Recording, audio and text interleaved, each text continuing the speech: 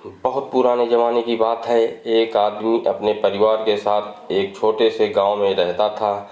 जब उसके बच्चे छोटे ही थे कि मां की मृत्यु हो गई। बच्चों की देखभाल के लिए पति को दूसरी शादी करनी पड़ी। कुछ सालों के बाद सौतेली मां भी तो बच्चों की मां बन गई। अब चारों भाई बहन एक साथ रहते थे। कुछ समय के बाद सौतेली माँ एकदम बदल गई। वो अपने बच्चों को अच्छा खाना खिलाती थी, अच्छे रंगीन कपड़े पहनाती थी और सौतेली बच्चों को पुराने कपड़े पहनाती थी। कुछ दिनों बाद सौतेली माँ ने उन्हें सूखी रोटी देकर गायों के ग्वाला भेजना शुरू कर दिया। अब वे दिन भर ग्वाला जाते और भूखे प्यासे शाम को घर आते थे। ऐसे समय में उन्हें अपनी माँ की बहुत याद आती थी।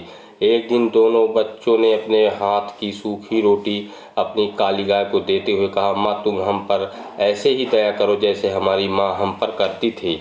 इतना कहना था कि गाय के थनों से दूध निकल आया। दोनों बच्चों ने खुश होकर भरपेट दूध पिया। अब वे रोज हाथ की रोटी उसे देते और गाय उन्हें भरपेट दूध पिलाती थी। इससे वे खुश रहते थे और उन्हें ग्वाला जाना भी बहुत अच्छा लगने लगा। कुछ ही दिनों के बाद सौतेली माँ ने बच्चों के चेहरे में लाली देखी तो आश्चर्य में पड़ गई। उसने अपने बच्चों पर बड़ी दया आई कि वे तो दुबले पतले ही थे। दूसरे दिन उसने अपने बच्चों को भी सूखी रोटी देना शुरू कर दिया। 2-3 सप्ताह बाद उसने देखा कि बच्चे हट्टे कट्टे होने के बदले कुछ ज़्यादा ही दुबले पतले दिखाई देने लगे। अब माँ थोड़ी उलझन में पड़ गई। उसने अपने एक बच्चे को इसका राज जानने के लिए भाइयों के साथ ग्वाला भेजा और कहा कि ये ध्यान दें कि भाई दिन में क्या खाते हैं। दूसरे दिन तीनों भाई गायों को लेकर जंगल की ओर निकल पड़े। गायों ने आराम से चारागाह में घास चरी। दोपहर का समय होने को आया। बच्चों के पेट में भूख से कुलबुलाने लगे, पर उन्हें हिम्मत नहीं आ रही थी कि गाय से दूध मांगे। उन्हें डर था कि उनका सौतेला भाई माँ से चुगली न कर दे। भूख सहन से बाहर होने पर वे भाई बोले कि हमारी काली गाय हमें दूध देती है, इसी से हम अपनी भूख मिटाते हैं।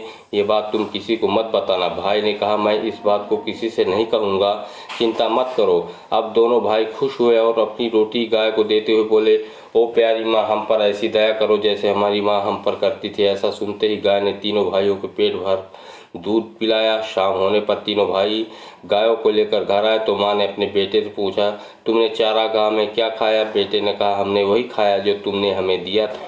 वो तो ऐसा भी नहीं था जैसा खाना कुत्तों को मिलता है। ऐसा सुनकर माँ को बड़ा बुरा लगा। दूसरे दिन उसने भाइयों के साथ बेटी को भेजा और कहा कि वो ध्यान से देखे कि दोनों भाई क्या खाना खाते हैं। अब बेटी भाइयों के साथ चारागाह में गई। दोपहर होने को आई। बच्चों को भूख लगने लगी।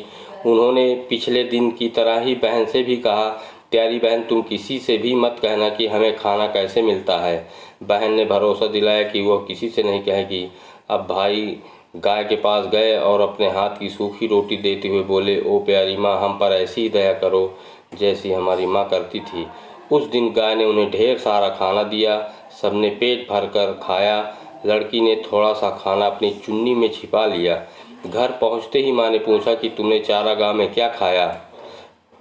बेटी ने उत्तर दिया, मेरी चुन्नी से पूछो, मुझसे नहीं। माँ ने चुन्नी देखी तो उसमें खाना था। माँ ने पूछा, ये कहाँ से आया? बेटी ने माँ से कहा कि इसका जवाब चुन्नी ही दे रही है कि खाना गाय ने दिया था। ये जानकर माँ को बड़ा गुस्सा आया।